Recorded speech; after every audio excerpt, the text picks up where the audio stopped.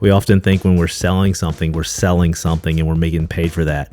Now, you guys are given an experience, and you're going to grow a brand in a huge way by doing things that are kind of old-fashioned. Figure out who's buying your product and serve them and find more of them. That's the easiest way to get more sales to start with. You know, it's funny because I think a lot of times you may find that you think you know who your audience is, and it ends up being somebody completely different. It's what makes Anson Belt different than the other belt or whatever. Like, you're doing things that are different. That is pretty cool. Yeah, my journey began in 2008 or so, and it was archaic. There was really, Shopify, looking back, I think Shopify actually was getting going, but it was unheard of. And when we were looking for ways to start a website to create the cart, I think it was called Light Commerce, maybe. Does that sound familiar? That's before me. Okay, so this was but it was a way to build a cart and then have the shop on, I don't even know if it was like a WordPress or what, but it was, some kind of, it was very archaic and not as easy as Shopify today. So starting a brand and building a business it's a piece of cake to start it now, as far as just out of the box. Shopify, templates and things like that make it a lot easier. Yeah, it's amazing how much it changes in the last 10 years. Oh, even the last 5. I mean, yeah. Now anybody can literally for $29 or $19 mainstream turn on a store. It doesn't mean it's going to convert absolutely sales, but for sure, like you can actually have a working cart and inventory and. Did you have to have a lot of custom coding back then when you started your site? Like, how did you integrate it? No, I mean, we started with 3 straps and 2 buckles. Wow. So were you using PayPal or something? Like how? Yeah, so we definitely, it was PayPal. And I think it was actually maybe even just PayPal back then. I mean, it wasn't even, I think that was the payment processor that we used was PayPal for everything. But yeah, definitely. So when you, just curiosity, when you had 3 straps and 2 buckles, did you do show a strap on every buckle?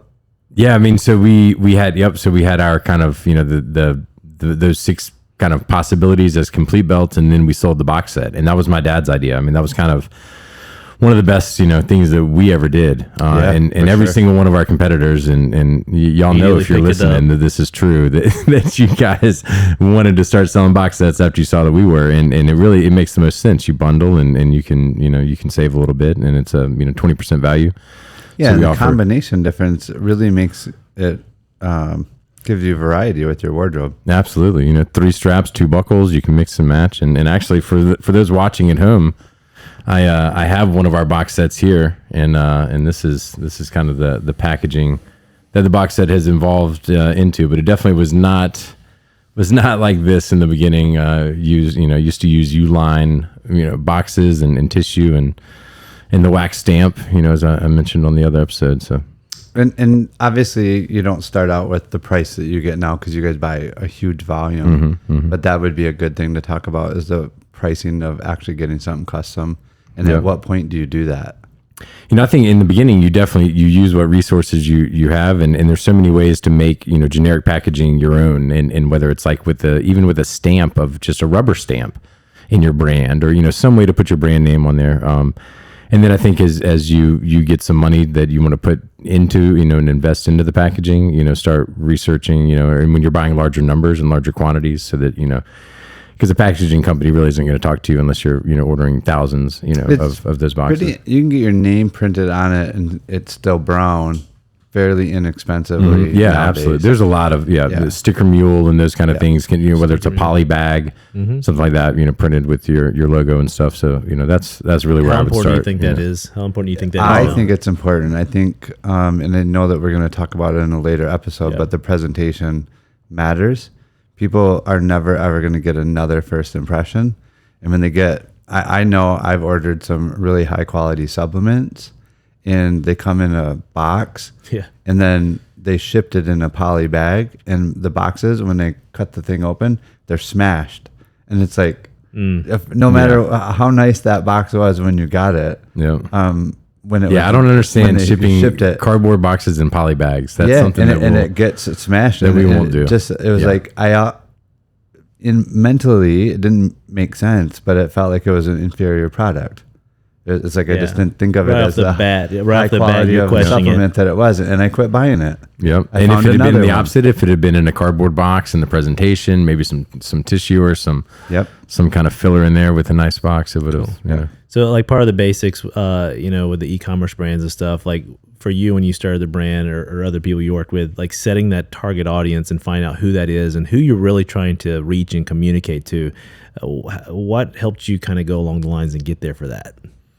Or with anybody, any of the experiences in the room? You know, it's funny because I think a lot of times you may find that you think you know who your audience is, and it ends up being somebody completely different. You know, and with us, you know, I always, you know, I was younger, so I kind of was trying to go after, you know, a younger demographic, but it really, you know, our product resonated with, you know, a little bit older of a demographic, and, you know, people in their 50s or 60s that had, you know, used a belt their whole life and been completely fed up with it. And they said, you know, they've been having trouble longer than anybody. So, you know, and they had expendable, you know, income and, you know, were able to make that purchase. So we really saw that our customer kind of evolved over time. Matt, have you dealt with people like that change as well? For sure. I was going to say, this could be one of those brandisms. Let them vote with their wallet. Stop like thinking that you know who your customer is or you know better than the people who are spending money with you. Mm-hmm. Figure out who's buying your product and serve them and find more of them. That's the easiest way to get more sales to start with. How long do you think that takes sometimes for people that, say there's someone out there has a e-commerce site they've started, and maybe it's a t-shirt company or shirt, swimwear, whatever it is. How long does it take for the audience to really, how long can you be in denial about that? You know, I know it can be indefinitely, but at what point do you start making some decisions on this isn't my audience? After 100 sales, you have time when you're small to look at your data and to be conscious about what you're spending money on, what you're doing. So that first 100 sales, you should call every one of those customers. Find out. Like, why not? Like, the moment you call them and have a conversation, you all of a sudden have no longer had to make any assumptions. You actually know. You know, and they know who you are. And you know, that's something that I didn't do as far as calling each one. And you've mentioned, you know, that's a huge tip. You know, call each one at the first 100 sales. Call everyone. You know that does that, and that's incredible. And building that relationship is so strong. I will tell you, the brand that I just bought into, he has called every one of his online customers for 13 years. That's amazing. He doesn't sell a lot online. He sells mostly in retail. But I mean, still, you know, several $100,000 a year worth of sales. Every one of those customers has got a call from. Doesn't matter he's in Greece or if he's here in the States. He calls them, talks to them, and I watch him do it. Like, I've been at a couple of clothing shows with them in every sale. And he says, "I just want to thank you for your purchase. I'm Michael." But they call him back too. He leaves a message. That's incredible. And says, "Hey, this is Michael. I'd love to chat with you for a minute." That's incredible. And he doesn't tell him who he is. He doesn't say it's from Michael's. They call him back. He goes, no, I'm the owner of Michael's. And I just wanted to thank you for the purchase. And I've watched them have 15-minute conversations with them, talk all about life and where they're going and what they're doing. Like, you know that person. Oh, the lifetime value of that customer. They're in forever. They'll and never it's a wear another premium pair. brand. It's a more expensive, but like, nobody does that anymore. Yeah, like, you're taking real world, like the way we used to shop by going to store and building relationships with salespeople or whatever it is, and you're taking online, and a lot of times you lose those touches. So like I always talk about in business, right? Touches, like and we're so like disconnected time, but a touch like that, like you said, that customer forever. Yeah, absolutely. And so I'll just tell you what we're doing, because we see the value in that, and him and I talked about it, and we're paying for somebody to do that as it grows beyond what he can do. That's amazing. That one person will call every single customer and just say, "Do you have any questions? Michael's let busy, us know if you need anything." But he wanted me to let you know that he really appreciates it. I like that. I like starting out with that. Michael's busy, but he wanted to let me know. Michael's tied up and he's busy, but he wanted me to give you a call and let you know and go through that process. And so that is what we're doing. That would, you know, and I've heard of other, you know, businesses doing that. That's success, dude. It's going to happen with that big. Thinking about establishing who that audience is very early on in the brand of making it.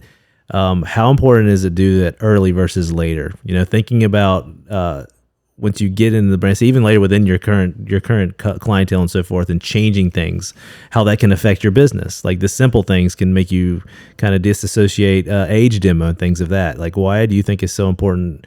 I feel like you can make more risk early, right? You can make more risk and fine tuning that versus, and the risk reward is much lower versus, man, I'm heavily invested in this thing, and now you start changing things up, and you can really get rid of an audience that's already there. Yeah, and, I think that, and things can evolve over time as well, and so I think, as long as you are listening to who your customer is and trying to, figure out who that customer is, and then, evolving your future, either future products or the way that you structure things or things like that. It's important. Yeah. And I'll give David credit for my stance on it now. 8 years ago when we met, I was like, man, we just want to make sales. Like that's what's going to create a brand. Just make sales. Like that's what we got to do. Yeah. And now like seeing how his brand has evolved over the last several years, when I saw Michael doing that, I'm like, oh yeah, that's it. It matters. It really matters because I've watched it for 8 years with David's brand. And so there's just no reason why I wouldn't want to do that. The other thing is, like you said, things are changing over time. And the only way that you're going to stay in touch, like our brain literally will make lots of assumptions. The only way you're going to stay in touch is by still having those touch points. And so you still answer your phone. Yep. You Absolutely. still look at customer service. Yeah. And so this is many years. You could certainly pay someone to do that. Absolutely. And you do, but you're still involved in that and still take those calls and do that. Yeah. I mean, stuff. it's, for many years, my father did it up until like, probably 5 years ago or so, he was still answering the phone, and so he'd answer every call, and he would answer it until 10 o'clock at night. Yep. And I tried that a couple times where I would answer it at like 11:30, and the problem is they would just kind of, hey, yep, so I have trouble with my buckle, I need it, and I was like, wait, do you realize I'm answering this at 11:30 at night? Where are you right now? Yeah. So, like, are you in a predicament right now? Do you need to get that belt off? Is it 11 o'clock where you're at? Well, What's they didn't happening? even, they didn't even kind of recognize that like, hey, this is anything special. But so I kind of have to put limits on myself. Sure. But so eventually within our business hours is when I would answer it. But myself or myself or John, John B, that my best friend that's in the office, and my right hand man is either him or I are answering the phone, and I often do it because you build those relationships, and as an online business you don't get the chance to speak with your customers very often, and so if you get to speak with them, you get to build a relationship. I have customers that still call today that they're like, oh, I remember, they spoke with my father. So like they used to call and speak with my dad, and they would order from him, and they would call. Some people just feel more comfortable, giving, for whatever reason, again, with giving your card, that they don't want to enter it online, but they'll give it to someone over the phone. But, so we still walk people through, the ordering process and that kind of thing if they have any trouble. And so answer questions, and I always make sure to let them know that hey, this is David, let me know if I'm the owner, let me know if you have any questions, and they love it. What I love about I just want to say one thing really quick. I'll forget it if I don't. Like David said, people still struggle with that. For us, we're all early adopters doing this for the last 8 or 10 years. We think everybody knows this. It's not true.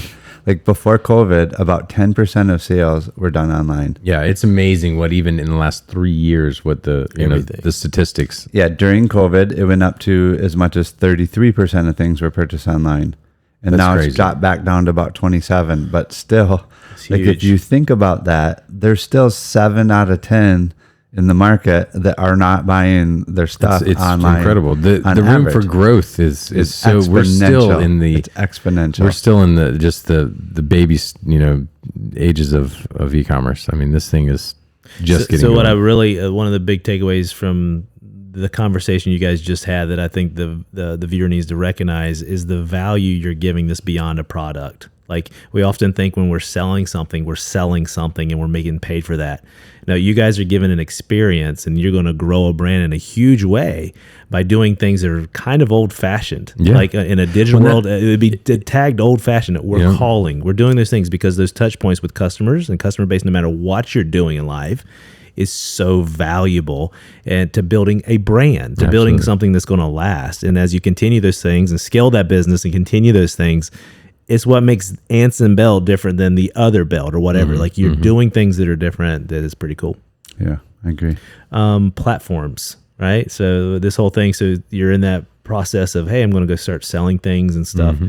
Like, can we talk platforms? What you recommend? What you've been through? Maybe, Yeah. like, I mean, why not one? Maybe the other. Like, and what do you think? I can speak to my experience as far as when we moved over from, like I said, that kind of archaic, cart and carriage, so to speak, that that we used, and so then when we wanted to do a redesign, this is probably like 2013, I think, is when we got on Shopify, which is super early for even new, Shopify. Right? Yeah, I mean, it was pretty new, and so a guy that we were working with to redo the logo, kind of again, which is ironic that the last two David guys, almost makes people it that feel do like they were logos still also living on dirt floors Yeah, when we like, started. like, how old is David? Is he Methuselah over here? Like, how old is David? Because he looks like he looks amazing.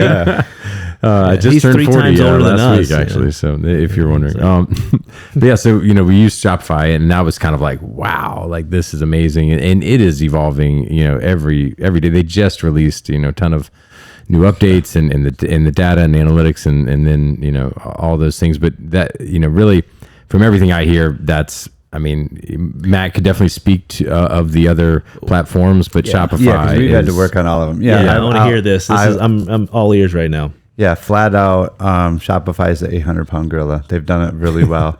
They did what Apple did when they came out with the iPod and then had the App Store and let everybody That's where it's create at. for the App Store. And then essentially what they did, the smartest part about it was they let other people create it, found out what worked, and then they created what their didn't own, work, and then they the integrated that apps into their own system. Yep. And that's exactly what Shopify did. I mean, it's brilliant, and because of that, like they've just like catapulted themselves way ahead of everyone else. Because we do dev work for people that are on WooCommerce. Yeah, Do dev work for people that are on BigCommerce. We don't work on Magento, but Shopify will handle everyone's needs now. There's every once in a while we see some custom situations where maybe BigCommerce. Yeah. Well, if you're would a help. multi, million or billion-dollar company and you have, the incredible amount of SKUs and some of those Shopify's things. not there yet. Yeah. Okay. But I don't know that anyone listening is going to be in that situation. I would say 99 out of 100 could get on Shopify, be up and running, in less than a week with all their bank accounts connected, all their product images uploaded, et cetera, and ready to go. So with that in mind, it sounds like Shopify is what you guys recommend in a big way. So someone that's been around for a hot minute, like trying to future-proof business, scale business, do things in a bigger way.